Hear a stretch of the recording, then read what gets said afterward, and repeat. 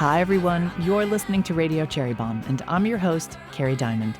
I'm the founder and editor of Cherry Bombe magazine. Today, we're bringing you our new travel miniseries, Destination Cherry Bombe, and we are going to Las Vegas. Each Wednesday this month, I'll be celebrating bright lights on the Vegas culinary scene. Join me to discover the chefs, mixologists, and innovators defining the city and taking the food scene to new heights.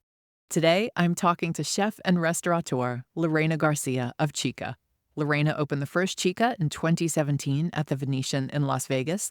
She grew up in Caracas and studied to be a lawyer. However, her true passion was cooking. And lucky us, the culinary world won out. Today, Lorena owns multiple restaurants, is the founder of the nonprofit Big Chef, Little Chef, which teaches young people about healthy eating, and she is a frequent presence on TV. Some of you might even remember Lorena from Season 4 of Top Chef Masters, which filmed in Las Vegas. Lorena is also passionate about sharing her Latin culture with the world. She and I cover a lot of ground, from Las Vegas to her career to her business and life advice. This mom, chef, and restaurateur is a force, as you are about to learn. Stay tuned for my chat with Chef Lorena Garcia. Our Destination Cherry Bombe series is presented by Las Vegas. I visited Las Vegas last month and had the best time. I'd been watching all this amazing Vegas activity from afar and having lots of FOMO. New resorts, the Sphere, all the great residencies, and most interesting to me, all the new restaurants and incredible female talent, from chefs to restaurateurs to mixologists and pastry chefs. The city has become such a culinary destination that the 2024 World's 50 Best Restaurants Awards took place there earlier this month. Las Vegas is packed with an incredible array of restaurants, and you can find the best of the best from around the world right in this one city. Truly, no matter what you're looking for, from omakase to steakhouses, dinner and a show, lively poolside cafes, or fab food halls, Las Vegas is fully focused on hospitality and making you and your taste buds happy. Plus, whatever your food and drink preferences are, there's something for you. Zero-proof, vegan options, gluten-free, it's all there. If you're like me and plan your trips around food, then put Las Vegas on your must-visit list. Learn more and plan your trip at visitlasvegas.com/culinary. I'll be back in Vegas this Monday night, June 24th, for a special event to celebrate our miniseries. We'll have networking, a panel conversation, and great food and drink. Our venue is the beautiful La Fontaine restaurant, located inside Fontainebleau, Las Vegas. Come meet members of the Vegas Bomb Squad, folks from the hospitality world, and learn about those shaping the city's culinary landscape. For tickets, head to cherrybombe.com or check out our show notes. That's Monday, June 24th from 6 to 8 p.m. I hope to see some of you there. Now, let's check in with today's guest. Chef Lorena, welcome to Radio Cherry Bombe. I'm so excited to be here. This is amazing. I'm so excited. The last time I saw you, it literally was the day before you opened Chica in Miami. Yes, what a party that was. I would love to go back, pre-restaurants, pre-all the things. You were going to be a lawyer. Yes. Why are you not practicing law today? I don't think it was for me, to be honest with you. It was, I graduated about to be 17 years old from, high school, and I didn't know what to do. And my family wasn't the type of family that said, oh, take a sabbatical year and figure out what you want. My mother, an attorney, my father, a doctor, my brother, an attorney. So it was just the natural progression to go to law school. And my mother said, she's a very strong woman, whatever you're going to do in life, this will help you, even if this is not what you want to do. And that's what I did.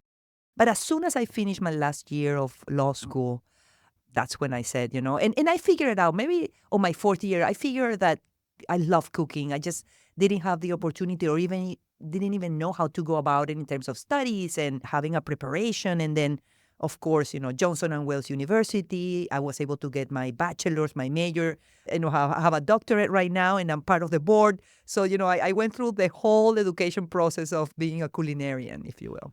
How do you wind up at Johnson & Wales? Yeah, so I finished my law school career, my studies, and I came to Miami. Since I was 6 years old, I always wanted to live in Miami. I love the sun. I wanted to speak English. It's something that I always attract me. So as soon as I finished, I came to Miami. I went to actually a law firm. I remember Ferrer and Fertel right in the Continental building in downtown. Beautiful law firm. And the first day of my first job, I was assigned to a case and I ran. That's when I had a mini panic attack when I had to study all those, those books and cases. And I said, this is not for me. And I quit the same day that I was hired. Stop. You quit on day one? Oh my gosh. Of course, my family, Lorena, what are you doing? I realized that this is not what I want to do. I want to be a chef. I was so blown away and by entertaining and making people around me feeling welcome. And I remember at 6 years old, I did a breakfast for my parents in the living room of my house as a picnic. When I was 11 and 12, I would invite my friend from school to do a study group, and I would end up cooking and making them taste. I always had that hospitality feeling on me, right? When I realized what I didn't want to do, that's when I jumped to what I wanted to do. It wasn't easy, but I did it. Take me back to your childhood. Who was cooking?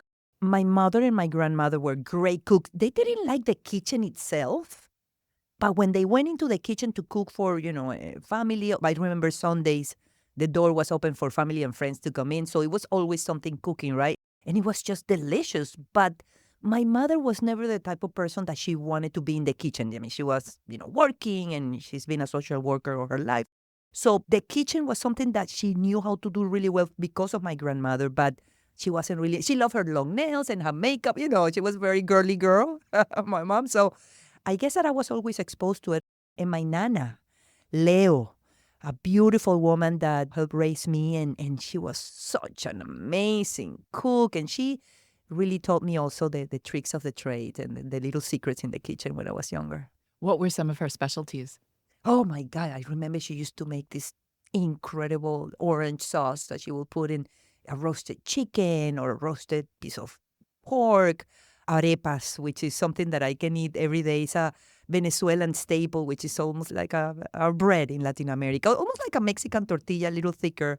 And you can bake, fry, steam, and you can eat it for breakfast, lunch, and dinner. It's a big staple. So that's something that I still, till today, if you go to my restaurants, you will find an elevated version of it. You quit on your first day. Where do you even go from there? When I was going to law school, I remember stopping in a French brasserie on my way to the class.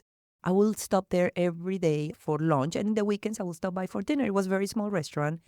And one day, I told the chef, would you need an assistant? I will work for free. And I also internally wanted to know if this is what I wanted. And this was the first person that put on a chef jacket on me. And he allowed me to be in the kitchen in the afternoons or in the mornings over the weekends. And I immediately fell in love. And that's when I really realized this is what I want to do. And then, of course, I enrolled in Johnson & Wales. My mother said, and my dad, if you really want to do this, you need to study it. They were very big believers of a bachelor's degree or university degree. That's something that they always said, this is what you need to do. They believe a lot in that. The campus of Johnson & Wales University opened a couple of years before, and I enrolled right in. That was it. And how was your culinary school experience? It was amazing. It's something that I still, until today, when I wear my chef jacket, something in me changes. It's almost like a general when he wears his uniform. It changes, right? It's something changes in me. I don't know how to explain it, but I put my apron, always my hair up, my hands, clean nails. It's something that it was ingrained in me through going to culinary school, right? If my uniform wasn't perfectly pressed, I would have to be sent back to my home and, get dressed properly. So they were very strict about that. And just opening up my world of the culinary arts, of techniques and, history and where everything comes from, why we do the things that we do when it comes to food. I never missed a day, not even once. I had a perfect attendance. Were there many female role models for you at the time? Yes. Julia Child came to Johnson & Wales University, and she happened to visit. I was in my very first year. I probably didn't know who she was, right, at the moment. Or probably heard of her, but never really understood the importance of her presence in the culinary arts as a woman in the United States. She happened to swing by the university, visited 3 classrooms, and mine was one of them. And then I realized, my God, this woman is everything. It was such a gentle, beautiful, full of knowledge visit. It was 5 minutes, but such a impactful 5 minutes in my life. At the beginning of my studies, it was very impactful. So that is somebody that I carry as a role model for sure. What happens next? So I go to the Ritz in Paris, not speaking a word of French, of course, and All my right, that's English. I got to stop you. That's a mic drop. You're like, Yeah. I go to the Ritz in Paris. Not everybody just graduates from culinary school and goes to the Ritz in Paris. How did that Yes, happen? it was amazing. It was my internship, and I moved heaven and earth, to be honest, to be able to do that internship. And I was accepted, and it was amazing. It was a beautiful experience. Then I did Italy with Chef Gennaro Esposito. I spent also a year there, again, with sign language and trying to understand my way around because they didn't speak English. I didn't speak Italian. So English was something that, in Spanish, you always end up communicating, you don't even know how. But I was a fly on the wall and observing. I was a sponge. I dove into being a sponge and learning as much as I could from the people that I look up to and that I research. And I said, this is my favorite restaurant. I want to work here.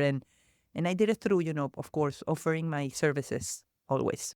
Did that experience change your approach to food? Did it change your palate? What were your takeaways? My takeaways was that I needed to train my palate. I had so much to learn in terms of techniques, and I still continue to do, after 20 years of career. It's something that never ends. You have to continue, study, be updated with the techniques, the flavors, the ingredients, what the trends. I mean, there is so much in our career, right? In our path that you have to stay current. The way that, our customers eat today is something that evolves throughout time. And my takeaway at that time is that I needed to expand my library of tasting, of understanding ingredients, combinations, to be able to create recipes. Because at the end of the day, you have to find your voice. What makes you different than everybody else? And I needed to find that voice. And it took me a minute too. It took me a few years to realize which one it was. How did Vegas become your first big restaurant? So this is what happened. Of course, I did my career. I started doing a lot of television, America's Next Great Restaurant. Then I did Top Chef Masters. I had a fantastic run Oh, so doing. all that came before Chica in Las Vegas? Yes, Okay. yes. And actually, I remember being on Top Chef Masters. Was shot in Vegas. Through the last episodes, I was already in the semifinals, and it was in the Venetian resort. And I remember seeing the wall of culinary titans, right? And it was Emeril and Thomas Keller and Wolfgang Puck. I mean, all the major chefs that you always look up to. And I said, wow, being in that wall must be, incredible. And I really put an intention of what I needed to do to be at that level, right? And of course, I was competing, writing, working in my restaurants. It was just a lot of work. My entire life was about the culinary arts, working and making it happen, no? Making it happen a name for myself. Like Julia Childs brought French cuisine to the United States, I wanted to bring Latin cuisine to the United States and be that translator of that culture, of my culture. And a few years after, I felt that I was ready. I had my voice. I knew my food. I have my first cookbook, my second cookbook already published. I said, who can I work with in having my dream restaurant? And 50X, John Kunkel, great friend, I presented my idea. I reached out. He answered me back. We started talking. He already had Yardbird in Las Vegas at the Venetian, and we learned that a space was being open in Las Vegas at the Venetian, and we went in as well as few other groups, and yeah, we were so blessed that vision board became a reality, and yeah, and Chica was born. Tell us what 7 years ago. 7 years ago. Congratulations. 7 years ago. Thank And you. you joined this very elite group. There are not a lot of women who own restaurants on the Strip. Can you believe it? Yes. Almost 6,000 restaurants on the Strip. There is only probably 5 women on the Strip that own restaurants, and I'm the only woman on property at the Venetian. So yes, it's very few. I feel very blessed and with a huge honor and responsibility to continue to, open that window so we can be more. What made you feel ready for the leap? Vegas is something altogether different. It's big. It's 24 hours. So many eyes on you, people from all over the world. How were you ready? I think that being confident in myself, I think that started right there. And I think competing at that level, like Top Chef Masters with, I was one of the food fighters for NBC Universal. And at that level, you gain confidence. And that's, I think, where everything is born. If you're confident in what you're doing, your voice, your art, your food, then you start putting all the pieces together. My investors, the group, my operators, then your relationships and that confidence takes you there, right? In creating a system that allows you with your team, because I'm nothing without my team, right? And with my partners, is the only way to really make it at that level. But apart from that, knowing your voice, being confident of it, and just moving forward as focused, as responsible as it can be. You made me think of Julia Child as you were talking about all that, when she talked about having the courage of your convictions. Yes. That's you. That's it. Wow. You just gave me a huge yes. That's exactly it. The same words from a Latina, right? And telling your story about you as a child and, your first day on your legal job, there doesn't seem to be a lot of fear in your life. You don't seem risk averse.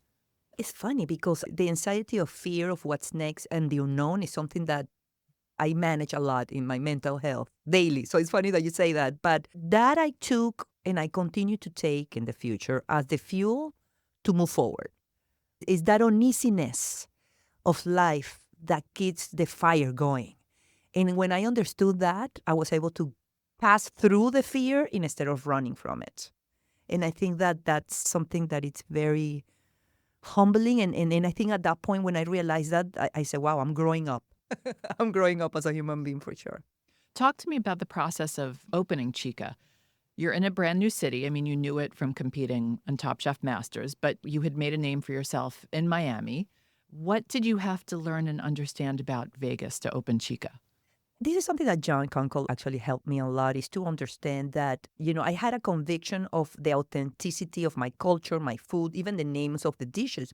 But being in Las Vegas is so broad, right? That I needed to think and be more open, and without losing my essence and authenticity, being able to understand how can I be approachable to every culture, right? Not only the one that actually comes to Miami or the Latinos and Latinas that will understand my food. And he actually opened my eyes so much. I remember, and I told him this one day that, he calls me, Lorena, the cachapas, a dish in Venezuela. It's a Latin dish that is beautiful. It's a corn patty that is sweet and it's served with cheese. It's so delicious. And he called me one day and said, Lorena, unfortunately, we're going to have to call them corn pancakes. And it broke my heart. I'm like, John, no, we cannot do, these are no pancakes, these are cachapas. And I understood, well, in order to sell cachapas, we're going to have to call them, in a name that everybody can understand and their customers can be educated about it. And they were a hit. But that I have hundreds of examples of understanding how can I be more approachable without losing my essence. So, yeah, every project that I had in my life that has been a blessing, but also, is national in the United States and international, allows me to open up a little bit more and not be so closed into my ideas, what I think is right, and stubbornness, you're right, that comes with it. But be more open and try to be more accessible. That's the word that comes to mind to everybody that comes to the restaurants. Is there anything that was on the opening menu that's still on the menu today?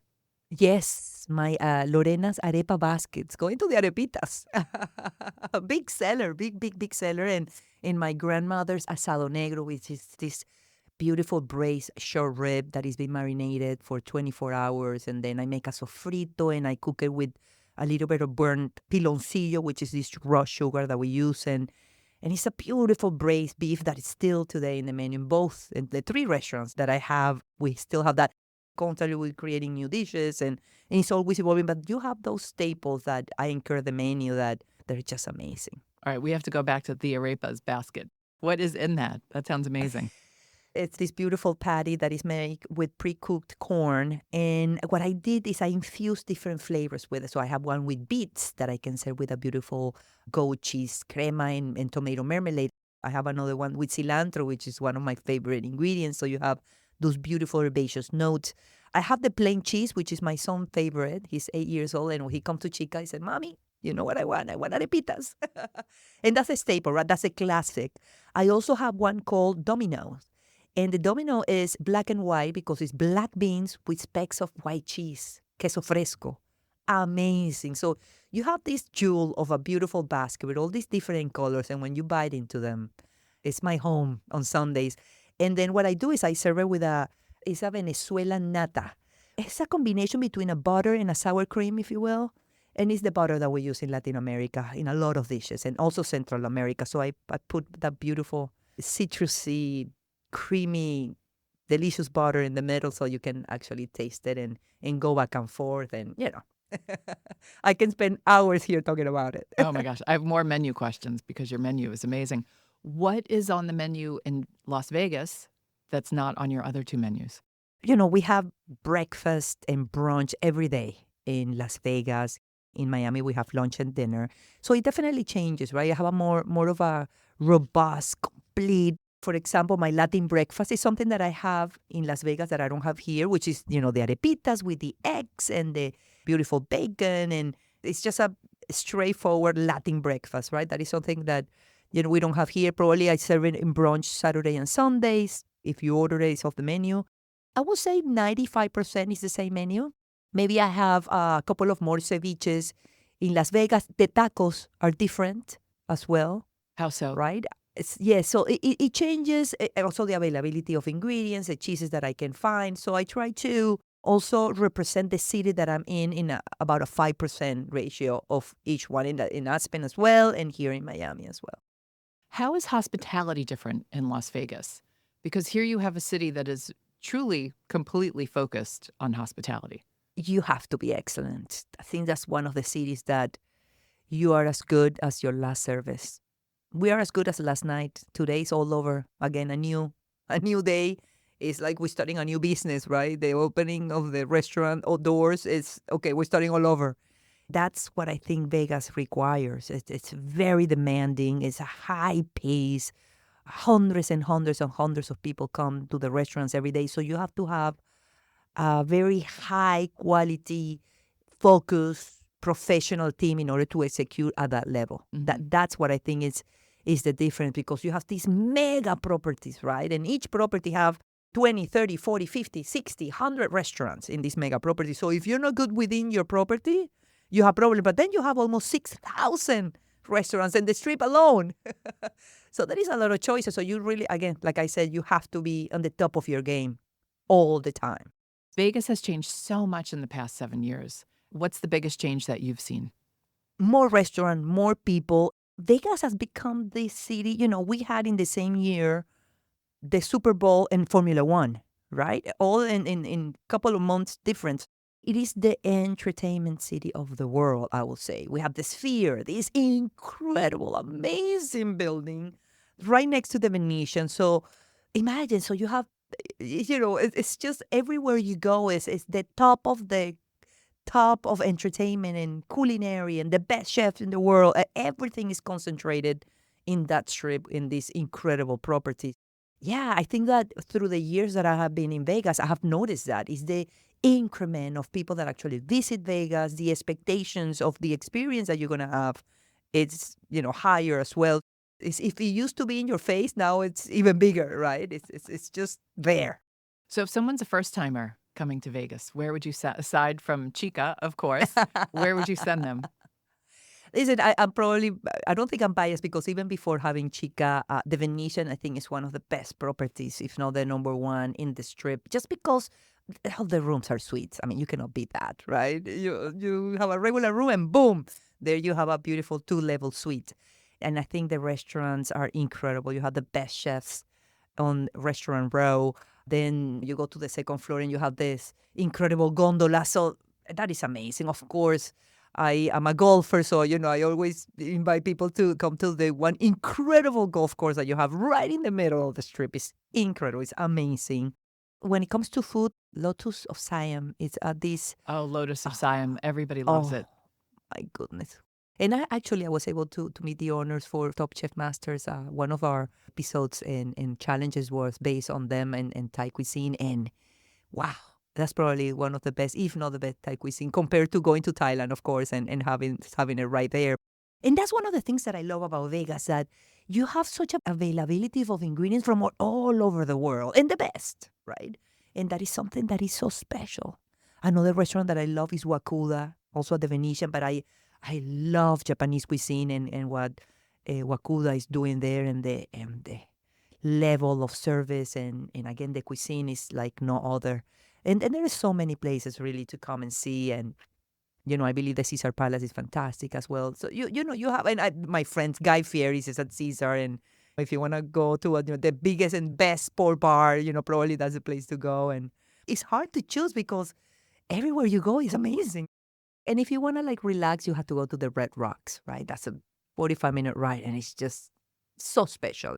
Then you're in the desert, and the colors and the walks and the hikes are so beautiful. It That's really has a little bit of everything, yeah. That's amazing. Have you made any tweaks to the restaurant over the past 7 years? Yes, we did. We did. Actually, when we opened Miami with our partners at Rockwell House, they're based in New York, our design was so amazing. It came to life that we actually did a complete renovation of Las Vegas a couple of years ago. And now you see the similar look. It's the same look, the same design that we have in Miami. We have it now in Las Okay. Vegas. Now, I know we talked about ownership on the Strip, and there's still not parity, but it's getting better. I couldn't help but notice, though, there is so much incredible female culinary talent in the city, from chefs to sous chefs to mixologists. So there's no shortage of talent. How are things for women in Vegas these days? Any folks you've got your eye on or interesting people you've encountered? Always, the numbers were staggering. I don't have the exact number right now, but I work very closely with MAP, this organization that it's specifically for women in the industry, and how we can not only empower, but also open opportunities for more females to work in the culinary arts. I'm actually working on a scholarship for Latinas to come to study and come to Vegas. So, one of the things that I think is continue to change and continue to evolve. I think that there is a long way to go still. But listen, I mean, we have so incredible, amazing. I mean, my friend chef Diane de la Cruz, she's the VP for Levy Restaurants, and they do all the stadiums. And she's super a Dominicana that is such a powerhouse. I love her. You have Jessica Scott, Chef Jessica, I believe one of the top pastry chefs in the country. I love her. She's so creative and eager and great leader. And, we have so many beautiful, talented leaders as a female chef that, I admire, and I continue to also see and try to mentor. When I see that seed, when I see these female chefs that, they have the feeling, you can feel it, you can see it, that they're going to go far. When I recognize that, I always try to mentor and pay it forward as much as I can. And you mentioned one way you're doing that is through MAP, which stands for Mentorship, Advocacy, Purpose, Power of Community. And if folks want to learn more about it, the website is MAP with 2 Ps, impact.org. How did you get involved? So yes, through John and 50X, we came to the premiere of their movie, A Fine Line. It was amazing. I immediately fell in love. That's when I started learning the numbers of how small the percentage of female chefs work in Las Vegas and in Nevada, and trying to open up and the things that we can do and the positions that you can achieve, and almost being an example for them to see, oh, okay, so there is a chance that, if I go through culinary arts, I can be an executive chef. I can do so much. And that's the idea, no? Empower and inspire and mentor and open opportunities. That's what I'm all about. You've got a great thing coming to Fontainebleau later this year with Contramar opening. Yes. You must be excited, Yes. Gabriela Camara's. Yes, she's fantastic. I had the chance to be at the show in Netflix. It's the biggest competition that has been in cooking, which is Iron Chef America. And she was there competing as one of the Iron Chef, and I was a judge. And it was amazing to see her in action. I'm a big fan. That'll be fun to have all of you on the Strip. So let's talk more about Chica. So you opened Chica in Las Vegas. It's a hit. You decide to open it in other cities. Yeah, so Miami, I think that one of the most important things for a restaurant is the location first. I think the location calls you, and then you open a restaurant. I don't believe in, I want to open in Miami and force it, right? I think that the location is what calls you. And if you find an amazing, beautiful, you cannot say no to a location like Las Vegas. And then in Miami, we were able to find a location that it was amazing and open up. That's when we pursue and work into opening a restaurant in the perfect location and the one that has the best possibilities of success. Because I think that in the rules of restaurant, location are the most important thing. And then, everything else. So the last time I saw you was the day before Chica officially opened. We did a fun event and panel with lots of amazing women on the Miami food scene. So I haven't been back since you opened that spot. How's it going? It's going great. We just did a change to the menu that ran a couple of weeks ago, and it's doing amazing. I'm super excited. I came up with a couple of ceviches that are delicious. We have a beautiful steaks and a new fish. We're always, again, a live entity that we continue to evolve and improve and make it different. So the customers that come and that are regulars, they have something exciting to taste every time they come. I think that is important. And then when did you open Aspen?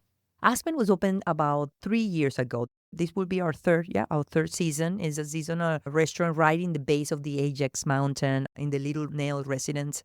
Beautiful, smaller restaurant, but we focus on a pret ski, of course, which is the fun part of being in Aspen. So the people that come down the mountain, we're right in the front of the gondola. So they come in, they take the skis off, and they just walk right into the patio. So it's a party scene, but amazing.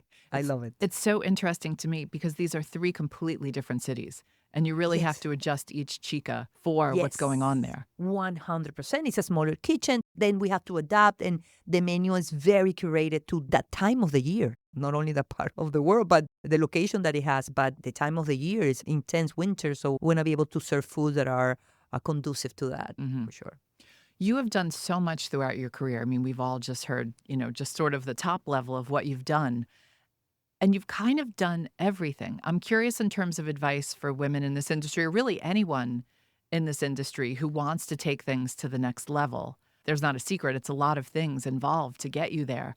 But what's some advice? What are some things you've learned over the years? Because you're clearly a good business person, Lorena. Thank you. Thank you for that. I appreciate it. I think that the best example that I can tell you is through the no's, right? Because many people have told me, no, you cannot do that. No, that is not possible. No. And those no's have been for me, okay, let me get ready then. Understanding that one thing is to be stubborn and some things actually cannot be done and you don't want to be set up for failure, but for success. But at the same time, not taking no for an answer with things that are in your control. For example, if I wanted to do television and I wanted to be a host of a TV show, right?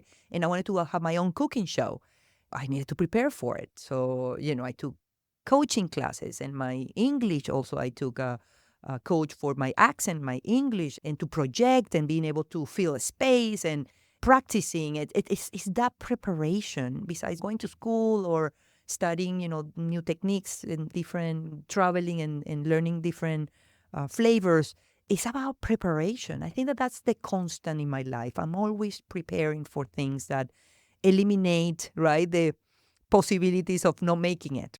Through those people that tell you, well, no, but why not? Why I cannot be represented? Or why cannot think that I can do this project? And then when I listen to what are the reasons, okay, so let me go back, work on those, and then go back again and try it again and try it again until it actually happens. Lorena, philanthropy is important to you. Can you tell us some of the work that you do? Yes. Well, my mother has always been a social worker, and I guess that's ingrained in me. My mother always said, in order for you to receive, you have to give first. You have to give back. And, children's nutrition is my very first passion, and also women in the industry. Those are my two major nonprofit efforts that I do throughout my career. And kids landed on me with, Big Chef to Chef. I used to represent Nestle Foods all over the United States. And going to the major food festivals, I realized that all the kids that I will see under 10 years old were obese. And seeing how they treated each other, I said, I have to do something about this. And I created this program, Big Chef to Chef, which is exactly that, teaching children the importance of healthy cuisine and opening classes in different low-income schools and creating recipes for the school boards. And, really, as much as I could potentially do myself and associating with other organizations, then No Kid Hungry came 4 years ago, and I have been a big supporter. I love the work that No Kid Hungry does. This is my 4th year being a ambassador for them. We're going to start actually our summer program this year, which I'm very excited about. And it's exactly that. It's teaching, kids how to eat healthy and then helping and working and fighting hunger in kids. I think that every kid in America deserves a free meal and not worry about what they're going to eat today, but studying and being productive and And that is something that I'm very passionate about. That's where it's at for me. That's incredible. Well, thank you for everything you've done, not just on behalf of children, but on women in this industry as well. Thank you. Thank you. All right. You Means said a you're a lot. doer. What's next? I have a lot of projects in the works, a lot of television. It's interesting because in my life, everything comes in waves, right? And right now, television, it's taking a little bit of my time. I just finished all the voiceovers for my new documentary. It's a beautiful documentary that is coming up. I went, spent a few months in Mexico and Peru, and I dove in. I dove in into the culture, into the basics of cooking and how women are the guardians of the traditional recipes that keep the culture going and that represents, in this case, Peru and Mexico. I also finished another project that I'm in the middle of it right now and shooting. Is a cooking show that hasn't been released yet, but it will. So, I will tell you the name and everything when it's going to come out very soon. And that is something that I'm doing naturally. And of course, that's taking, I'm always in the restaurants and again, very active in the kitchen. So yeah, my time is a little bit tied up. And then when I think I'm going to go home and rest, then I have an 8-year-old waiting for me. Oh, do they cook? It loves to eat, cook not so much. I don't, when he was 5, he used to love to cook with me. Actually, we did a beautiful cooking series for Nickelodeon. But then after that, I don't know what happened. Now he wants to do sports and now mama is not as fun. Well, he's a little spoiled having you as a mother. I mean, I probably Yes, wouldn't cook either if you were my mother. that's good.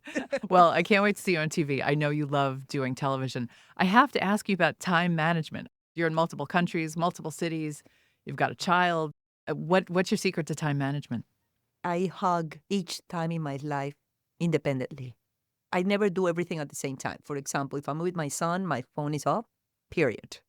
If I'm in my restaurant, I mean, people can call me. I will never answer. I'm very bad answering my phone and my emails. So that's why I have my assistants and my amazing managers and teams that can do that for me because in each project that I am, I give it 100%. Of course, my son always has a direct line with me, but besides that, I try to, even when I'm, for example, traveling, I always put my son to bed and, read him stories and everything that we do and stay present in his life. I learned not to say yes to everything. I used to say everything yes.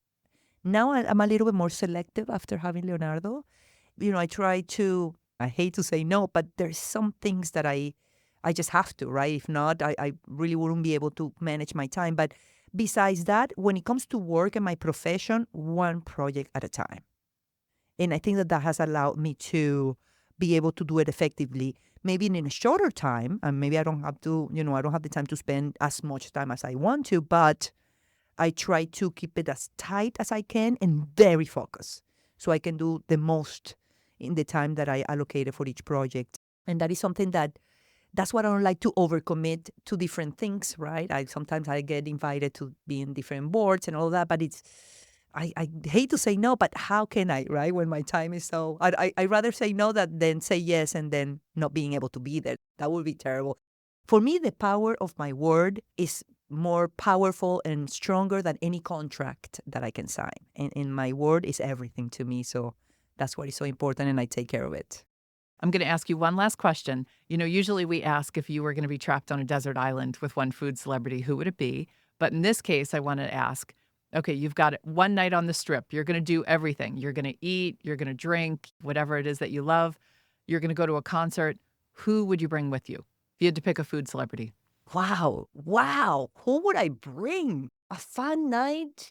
You know who I would bring to a fun? Oh my God, but I have so many friends that I don't know how to. Don't get mad at Lorena if she doesn't mention you. Don't get mad at me, but I'm just gonna go for it because I know that he really know how to party. Guy Fieri. My buddy Guy Fieri. He knows how to party. I love him. I love you, Guy. I bet that would be a fun night. Lorena, you are the bomb. You're such an inspiration. Thank you for your time. My absolute pleasure. Anytime. I see you in Vegas. That's it for today's show. Thank you again to Las Vegas. Learn more about Las Vegas and plan your trip at visitlasvegas.com/culinary. You can find the link in our show notes.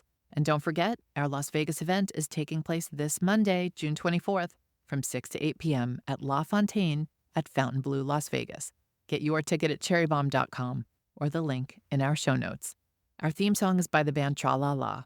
Our producers are Catherine Baker and Elizabeth Vogt. Our associate producer is Jenna Sadhu, and our content operations manager is Londyn Crenshaw. Thanks for listening, everybody. You're the bomb.